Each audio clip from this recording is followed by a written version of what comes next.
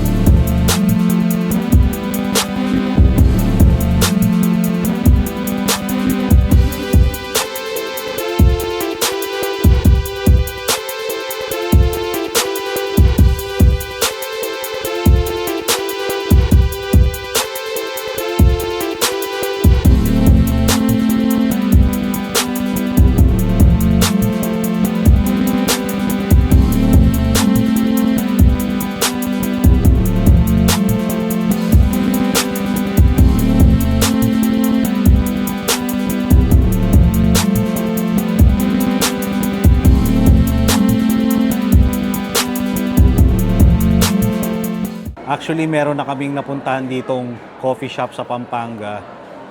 Sa may Korean Town, it's Coffee Bay. Nagandahan na nga ako sa Coffee Bay, sa totoo lang. Hindi ko lang siya na-vlog.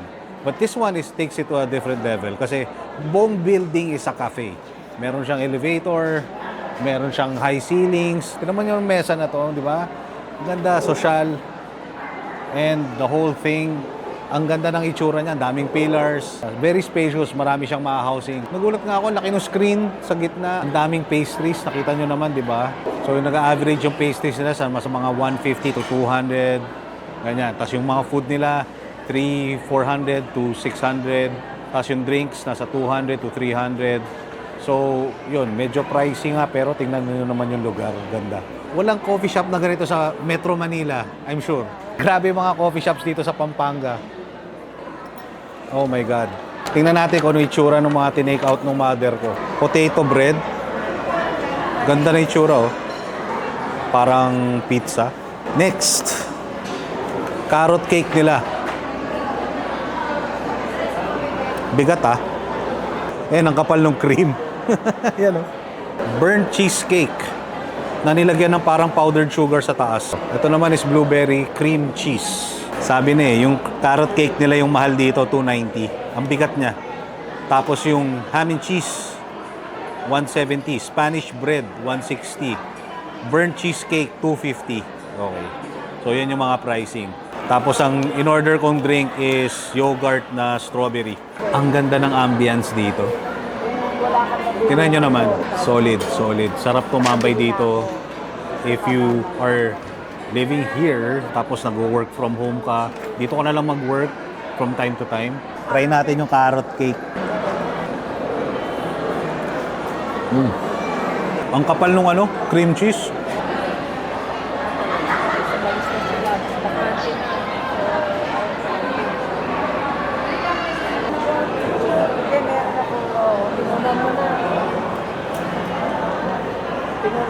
Order ko, strawberry yogurt. Sarap. So, ito pala uso ngayon sa TikTok, ha. Uso yung nasa YouTube. Gusto nyo magkape? Sa San Fernando, Pampanga tayo sa Our Cafe. Try nga natin itong niya. Parang weird ang lasa nito, ah. So, nandito kami sa Our Coffee. Pero hindi kami order ng coffee. Lahat na in-order namin, iba. Next time, order kami ng coffee.